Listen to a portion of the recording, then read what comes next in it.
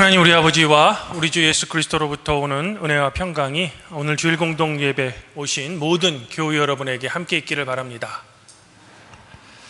어제는 24절기 중에 더위가 그친다는 처서였습니다.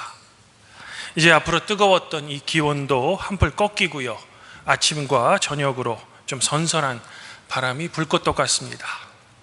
이 모두 성삼위 하나님께서 창조하신 아름다운 계절의 변화인 것 같습니다. 이런 계절의 변화를 소망하는 이 시기에 저는 오늘 누가복음 13장 22절부터 30절까지의 말씀으로 이제 성도 여러분들과 함께 하나님의 은혜를 나누고자 하는 겁니다. 성도 여러분, 오늘 예수님의 좁은 문으로 들어가기를 힘쓰라 라는 이 말씀은 우리가 너무나도 잘 알고 있는 그런 말씀입니다. 많은 그리스도인이 예수님의 이 말씀을 나의 신앙의 나침판 또는 이제 지표로 생각하며 사는 것 같습니다. 그런데요, 때로는 이 말씀을 좀 오해해서 우리는 잘못된 신앙의 길을 선택하며 그 길을 걷기도 하는 것 같습니다.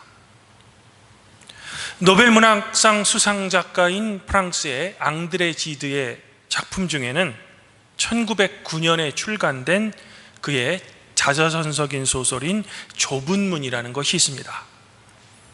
이 소설의 내용은 이렇습니다. 남자 주인공 제롬과 여주인공 알리샤는 사촌지간입니다. 그리고 서로 사랑하는 사이입니다. 이는 집안 사람 모두가 아는 그런 공공연한 일입니다. 하지만 웬일인지 알리사는 제롬의 사랑을 쉽게 받아들이지 못합니다. 왜냐하면 그녀가 어렸을 때 교회에서 제롬과 함께 들었던 좁은 문으로 들어가기를 힘쓰라 라는 청교도의 말씀에 영향을 받아서 알리사는 그렇게 살고자 희망했기 때문이죠. 그런데요, 문제는 그녀가 제롬과 결혼해서 이 세상에 사랑을 하며 살면 그것이 자기의 영적인 삶에는 별 도움이 되지 않을 것 같다라고 생각했던 겁니다. 해서 제롬을 피해 알리샤는 요양원으로 도피합니다. 그녀는 제롬에 대한 어떤 인간적인 사랑과 하나님을 향한 사랑을 함께 할 수 없었다라고 생각했던 겁니다. 제롬도 알리사의 이런 선택을 존중하죠. 왜냐하면 좁은 문으로 들어가라 라는 설교를 같이 들었기 때문입니다. 하지만 알리사는 제롬에 대한 사랑으로 힘들어합니다. 그리고 결국 요양원에서 쓸쓸하게 죽음을 맞이합니다. 이 소설에서 여주인공 알리샤는 청교도적인 어떤 이상적인 삶 때문에 너무 편향되고 왜곡된 삶을 삽니다. 아마도 그녀는 인간이 이 땅에서 누리는 행복은 천국의 좁은 문으로 들어가는데 그저 방해가 될 뿐이다 라고 생각했던 것 같습니다. 더불어 성경 말씀처럼 하나님과 재물을 함께 섬길 수 없다라고 생각했던 거죠. 알리사는 결혼을 통해서 누릴 수 있는 우리 인간의 행복이 자신과 제롬이 추구했던 좁은 문으로 들어가는 것에 대해 방해가 될까봐 두려워했고요, 자신은 비록 그 문이 좁아서 들어가지 못하지만 사랑하던 제롬만큼은 그 좁은 문으로 들어가게 하고 싶었던 겁니다. 이런 이유로 알리사는 끝내 제롬의 사랑을 거부하며 그의 청원도 거절했던 겁니다. 한편 알리사가 죽은 후 제롬은 알리사의 일기를 발견합니다. 그리고 그 일기를 통해 그녀가 자신을 매우 그리워하면서 제롬이 그 강을 언젠가는 넘어와 주기를 간절히 원했다는 사실을 나중에서야 알고서 매우 괴로워했던 겁니다. 그리고 이 소설은 알리사의 여동생인 줄리에트가 이렇게 괴로워하는 제롬에게 이제 잠에서 깨어나십시오 라고 하며 하녀가 램프를 들어오는 장면에서 소설이 끝이 납니다. 그러면 도대체 어떤 잠에서 깨어나라는 의미며 램프는 또 무슨 의미일까?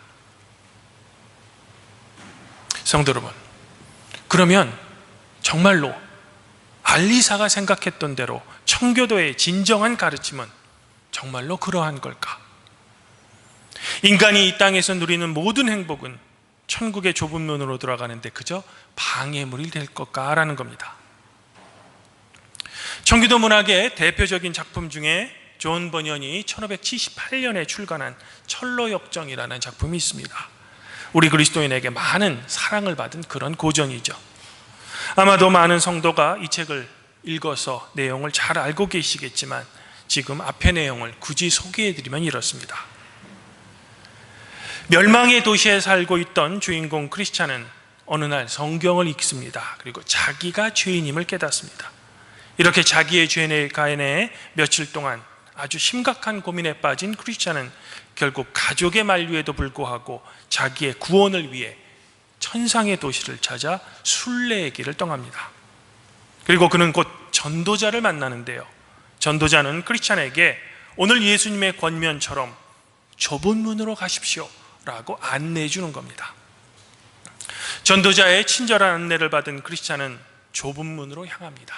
그러나 가는 도중 세상의 현인이라는 율법주의자를 만나고 그만 딴 길로 가게 됩니다.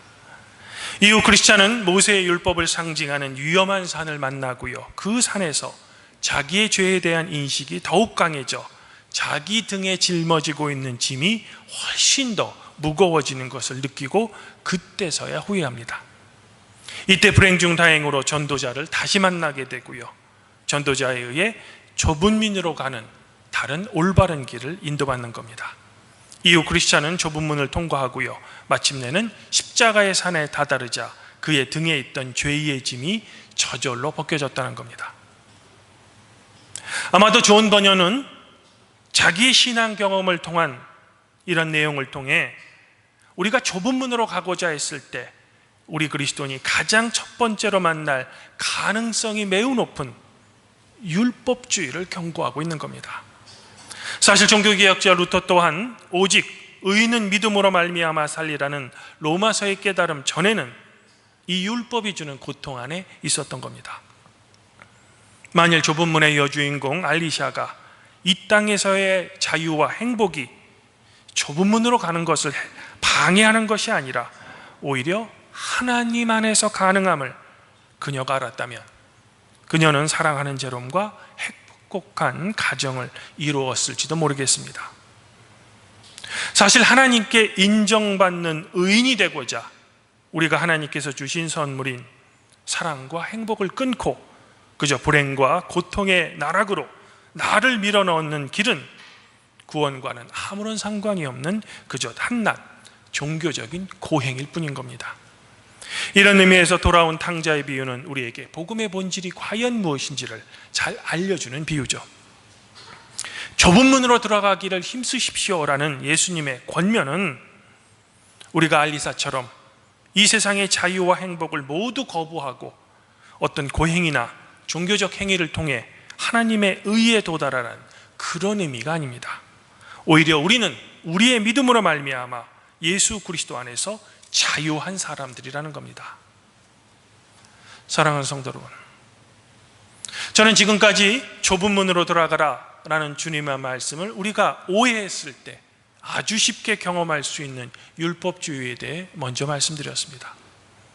하지만 율법 없이는 올바른 복음의 깨달음이 없듯 좁은 문으로 가는 우리의 신앙의 여정에 우리를 힘들게 하는, 또 우리를 괴롭게 하는 고난과 고통이 만일 없다면 그것 또한 잘못된 신앙의 길을 가고 있는 셈이 되죠. 물론 좁은 길의 선택은 그리스도 예수 안에 자유함 가운데 우리가 기쁨으로 선택받은 제자의 길입니다. 그러면 좁은 문으로 들어가기를 힘쓰라 라는 예수님의 이 말씀의 의미는 도대체 어떤 것일까요? 루터 교인이었던 슈바이처의 박사의 삶은 성도 여러분들도 이미 잘 아실 겁니다. 슈바이처는 24살이라는 아주 젊은 나이에 철학자 임마누엘 칸트의 연구로 철학 박사학위를 받습니다. 그리고 다음 해인 25살에 복음서 연구로 신학 박사학위도 받습니다. 또한 슈바이처는 당대 가장 유명했던 바흐의 오르간 연주자이기도 했습니다. 아마 당시 그보다 성공할 수는 없었을 겁니다. 하지만 슈바이처는 37살에 의사가 되어서 오지 아프리카로 떠납니다. 그리고 그곳에서 죽을 때까지 의료 선교를 합니다. 자기의 능력을 자기의 성공이 아닌 주님의 가르침인 이웃사랑을 실천한 삶을 그는 선택했던 거죠. 바로 오늘 주님의 말씀대로 슈바이처는 좁은 길을 선택했던 겁니다. 우리나라 사람 중에도 이와 비슷한 삶을 살았던 한 신부님이 계십니다. 바로 고 이태석 신부님이십니다. 신부님은 10남매 중 9번째로 태어납니다. 그리고 초등학교 2학년 때 아버지를 잃고 호르몬이스라에서 어린 시절을 보냅니다. 청년으로 성장한 그는 인제대학교 의과대학에 입학한 후 어쩌면 어려운 시절을 모두 보상받을 수 있는 의사가 됩니다. 사회적 성공이 그의 앞에 있었을 겁니다. 하지만 이태석 신부는 군 제대 후 수도회에 입회합니다. 그리고 10년 만에 신부로 서품을 받죠. 그리고 성도 여러분들도 잘 아시다시피 오지 아프리카 수단에서 의료 봉사를 하던 중 그만 대장암 진단을 받고 2010년에 선종합니다. 이후 그에게 도움을 받았던 그의 제자들이 자기의 스승처럼 의사가 되어 스승의 길을 이어간다고 합니다.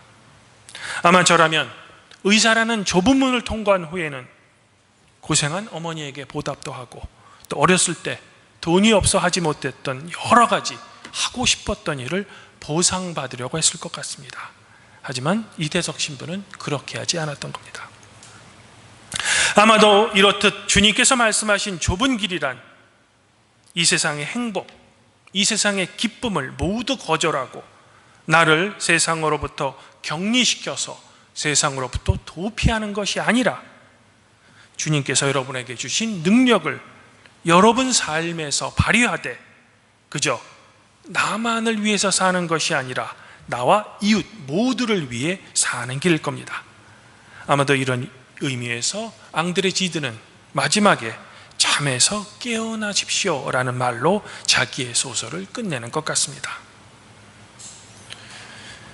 주님 안에서 한 형제자매인 발복교회 성도 여러분, 예수님의 말씀이 항상 우리의 상식, 우리의 통념을 뒤집는 것처럼 우리가 어려운 좁은 길을 선택했을 때 숨겨진 하나님의 비밀이 하나 있습니다.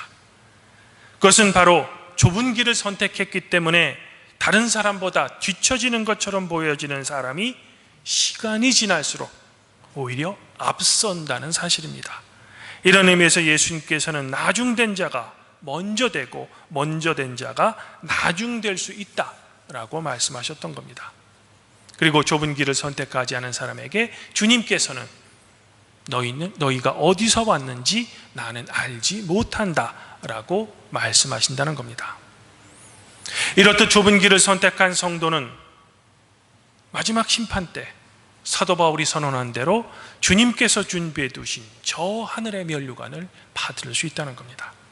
그러므로 주님의 제자인 우리 성도는 여러분의 삶에서 항상 넓은 길이 아니라 좁은 길을 가도록 노력해야 하는 겁니다.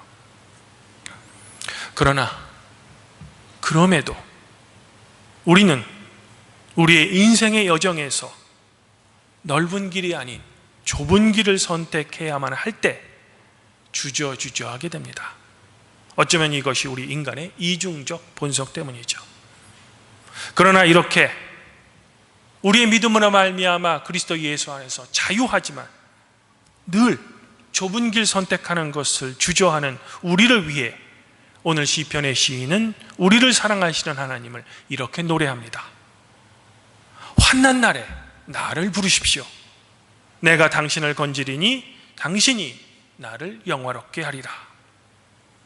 우리가 고난과 고통 속에 서 있을 때마다 하나님께 기도로 간구하면 사랑의 하나님께서는 항상 우리를 그 고난과 고통에서 구원하신다는 시인의 노래입니다. 그러므로 아무쪼록 바라기는 고난과 환난 가운데서도 우리를 사랑하시고 끝까지 우리를 구원하시려는 하나님을 여러분의 믿음으로 굳게 신뢰하시고 그리스도 예수 안의 자유 가운데 하나님께서 여러분에게 맡겨진 그 소명에 충실하시기를 저는 먼저 소망해 보고 싶습니다. 더불어 우리의 힘이 아닌 바로 성령의 힘으로 주님의 올바른 종이었던 사도 바울과 같이 여러분의 신앙의 여정을 끝까지 다름질하시기를 더불어 소망해 봅니다. 여러분이 그러하실 때 사랑이 넘치는 성삼위 하나님의 격려, 그리고 그분의 큰 축복이 성도 여러분들 각자와 여러분의 가족 구성원 모두 위에 항상 함께 있기를 성부와 성령과 함께 우리의 인도자이신 성자 우리 주 예수 그리스도 이름으로 간절히 축원드립니다. 그리하면 모든 지각에 뛰어나신 하나님의 평강이 그리스도 예수 안에서 성도 여러분들의 마음 그리고 생각을 지켜 주실 것입니다.